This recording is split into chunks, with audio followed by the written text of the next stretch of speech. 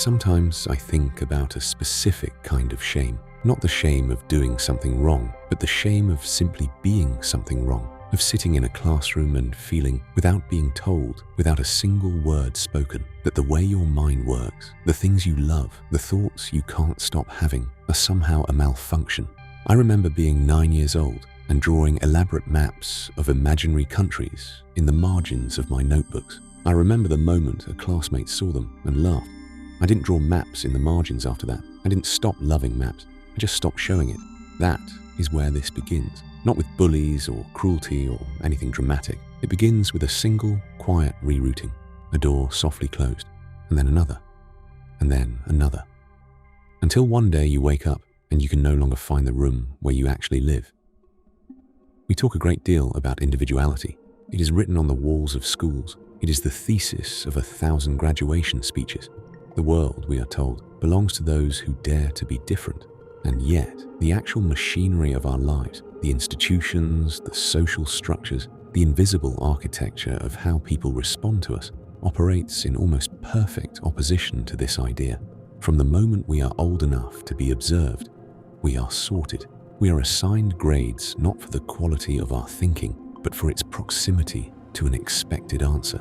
We are rewarded for sitting still. We are punished, quietly or loudly, for asking too many questions, for being too loud, for being too strange, for caring too much about the wrong things. The world does not train us to fear failure. It trains us to fear difference. Failure, after all, is just distance from the norm, and distance from the norm is the thing the whole system conspires to collapse. This is not a conspiracy in the dramatic sense.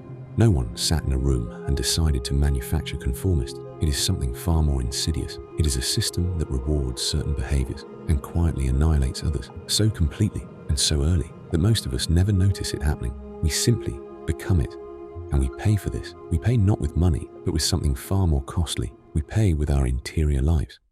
In the 19th century, a Danish philosopher named Søren Kierkegaard wrote something that I find almost unbearably precise. He wrote, "The most common form of despair is not being who you are." Kierkegaard spent much of his life studying what he called the crowd, that anonymous, formless pressure which transforms a collection of individuals into something closer to a single, terrified organism. The crowd, for Kierkegaard, is not made up of bad people. It is made up of people who have simply stopped asking who they are because the question has become too costly to answer honestly. He was not naive about why. The crowd offers something extraordinarily seductive. It offers relief. When you belong to a crowd, when your opinions, your aesthetics, your very identity can be borrowed from a larger body, you are absolved of the terrifying responsibility of deciding for yourself. You are excused from the labor of selfhood. The crowd does not persecute difference out of malice. It does so because difference is a reminder to every member of the crowd that the choice they have made to surrender their singularity was actually a choice. And this is the one thing the crowd cannot bear to know. But to understand why the fear runs so deep, we need to go further back, not to philosophy, but to biology. Human beings did not evolve to be alone. For the vast majority of our history, ostracism was not a social inconvenience. It was a death sentence. To be cast out of the tribe was to face the wilderness without tools, without fire, without protection. The body learned this lesson so thoroughly that it inscribed it into our nervous systems. The pain of social rejection activates the same neural pathways as physical pain. This is not metaphor, it is physiology. So when you felt that shame at 9 years old, when you closed the door on your maps, you were not being weak, you were being human. You were obeying one of the oldest and most powerful instructions your species has ever written: belong or perish.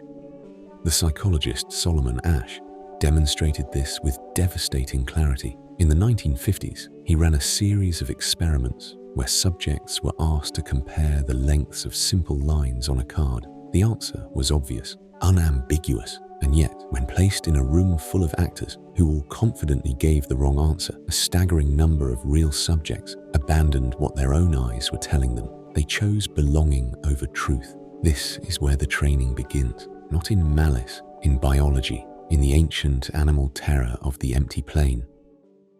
Think of the self as something like a frequency. When you are young, you broadcast at your natural frequency without apology. You do not yet know that certain frequencies are unwelcome. The child who becomes obsessed with Beatles, the boy who cries at films, the girl who can't stop writing stories about kingdoms no one else can see. These are people broadcasting clearly and fully, but the world is full of receivers that are tuned to a narrow band, and when your frequency doesn't match, the signal comes back as static, as laughter, as silence, as the slow withdrawal of approval. So you learn to adjust, a little lower here, a little more ordinary there. You tell yourself this is maturity, this is adaptation, this is just how the world works. And it is exactly how the world works. But a radio transmitting on the wrong frequency is not communicating. It is only producing noise that nobody can hear, and neither can you. The philosopher Albert Camus believed that the primary question of human existence was whether or not life is worth living. I think about a version of this that feels closer to home. Not, is life worth living, but whose life are we living? Because there is a particular kind of grief that is almost impossible to name. The grief of a life that was not quite yours. The grief of a self that was gradually, reasonably, understandably surrendered, piece by piece, until the person looking back at you in the mirror is a composite of expectations, trends, inherited fears, and borrowed opinions. And somewhere underneath all of that is a person who once drew maps in the margins and isn't sure they're allowed back in. This is the real cost of the training. Not that we become bad people. We are often very good at being what others need us to be. The cost is subtler than that. The cost is that we become strangers to ourselves. We become fluent in every language except our own.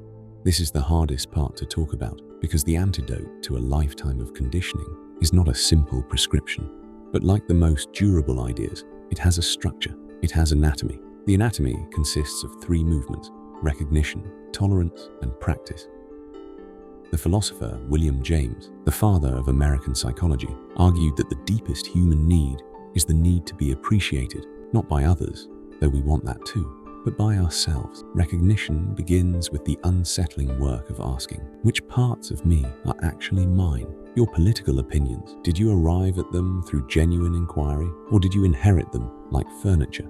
Your aesthetic sensibilities, your ambitions, your fears about how you should look and speak and live, trace them back far enough, and you will find, more often than you expect, that they end in someone else's house. This is not cause for shame, it is cause for curiosity. To recognize borrowed beliefs is not to invalidate them. Some inherited furniture is beautiful and worth keeping, but you must decide that for yourself. You must walk through every room with your own eyes and choose what stays. The second movement is perhaps the most difficult. When you begin to act in accordance with who you actually are, you will be misunderstood. This is not a possibility, it is a certainty. The people who knew you as your previous, more legible self will find the new signal disorienting.